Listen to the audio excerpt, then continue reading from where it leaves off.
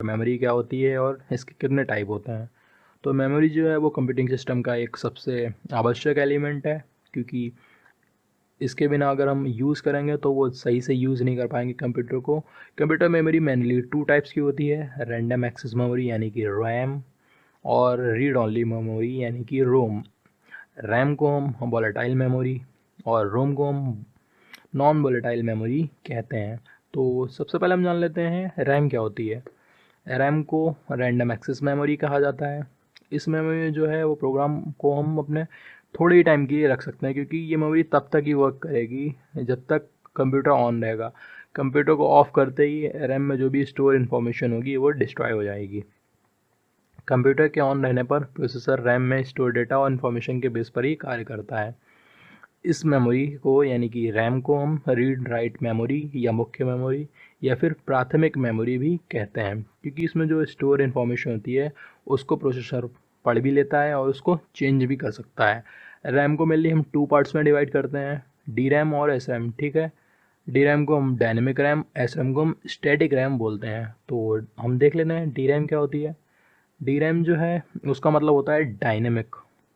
जैसे कि मान लीजिए हमने किसी भी रैम पर 10 आंकड़े यानी कि 10 डेटा स्टोर करा दी और उनके बीच से कोई भी रैंडमली 2 डेटा निकाल लिए, तो उसके बाद जो भी आंकड़े यानी कि डेटा बचेंगे वो जो भी रिक्त स्थान यानी कि खाली प्लेस होगा उसको भर देगा और एक दूसरे से मिल जाएंगे सही से। इसको हम बोलते हैं डायनेमिक रैम। और एस रैम क्या होती है। एस रैम में जो भी हमने डेटा दिया वो एक बार जो भी दिया है वो हमेशा स्टोर रहेगा। अगर हम उसमें से कोई भी डेटा निकालेंगे, रैंडमली कुछ भी निकालेंगे, तो वो खिसक कर आपस में नहीं आएंगे जब तक कि हम उस मेमोरी को पूरी तरह से वॉश नहीं करेंगे। जैसा कि एस रैम का पूरा नाम स्टैटिक रैंडम एक्सेस मेमोरी होता है। तो अभी हमने जान लिया रैम क्या होती है, अब हम जानेंगे रोम क्या होती है।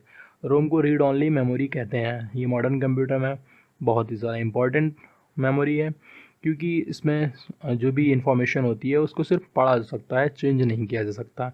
और अगर कंप्यूटर बंद भी हो जाएगा तब भी इसमें इंफॉर्मेशन हमेशा के लिए स्टोर रहेंगी, डिस्ट्रॉय नहीं होंगी।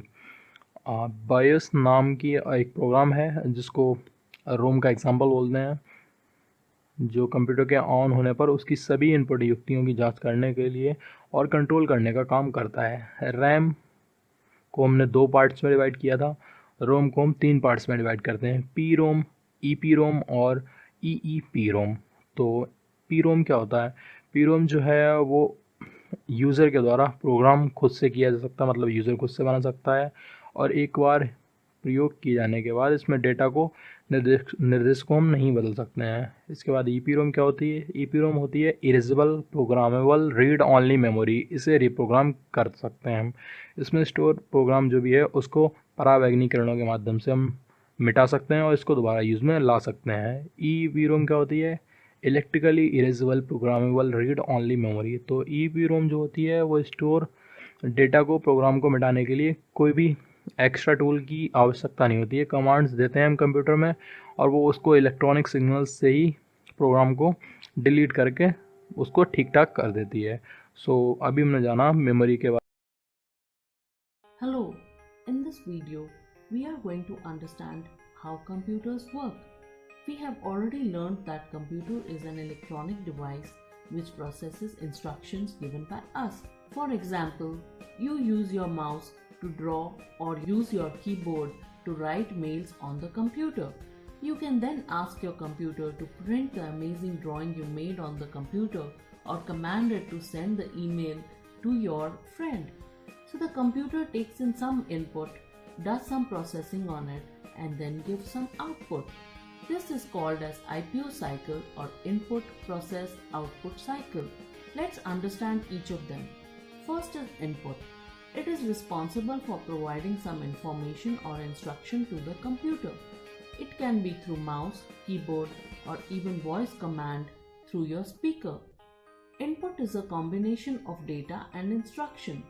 For example, you've given some numbers and asked the computer to do some mathematical calculations on it.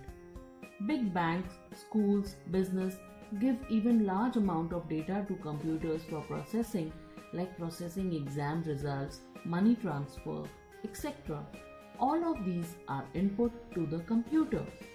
Once computer receives the input, it does the processing on it.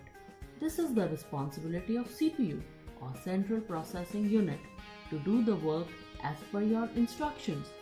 A CPU has three main components. First is ALU or Arithmetic and Logical Unit, which is responsible to carry out arithmetic and logical instructions. Second is CU or Control Unit, which controls the sequence of instructions given by us. Third are some registers of fast memory where ALU stores its values while doing its calculation. CPU also works with main memory, also called as RAM or random access memory, which temporarily stores your instructions and data while processing. Once the processing is done, the computer gives the output, which could be displayed on your screen or monitor, or it could be printed on paper or as music on your speaker. Thus, the computer follows this whole cycle of taking in input, processing it, and giving the output, which is called as IP.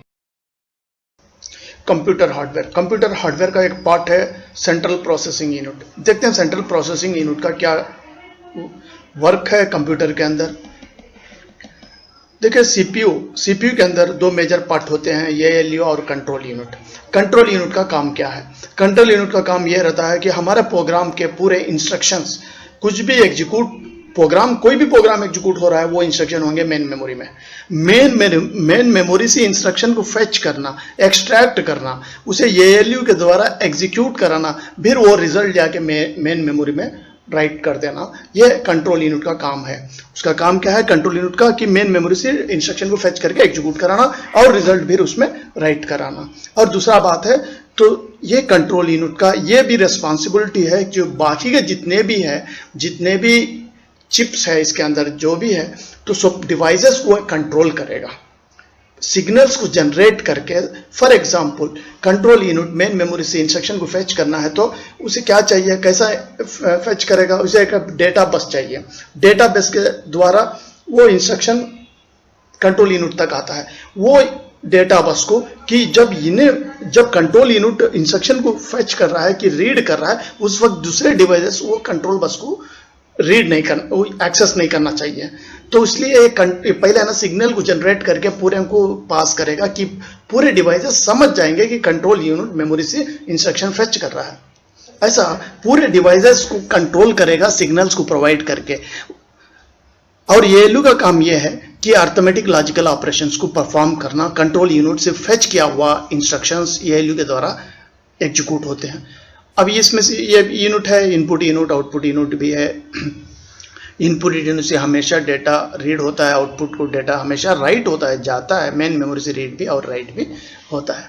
अब देख सकते हैं clear, आपको notes भी दिया हूं मैं। ये सिर्फ फंडामेंटल्स है जो बेसिक स्टूडेंट के लिए है।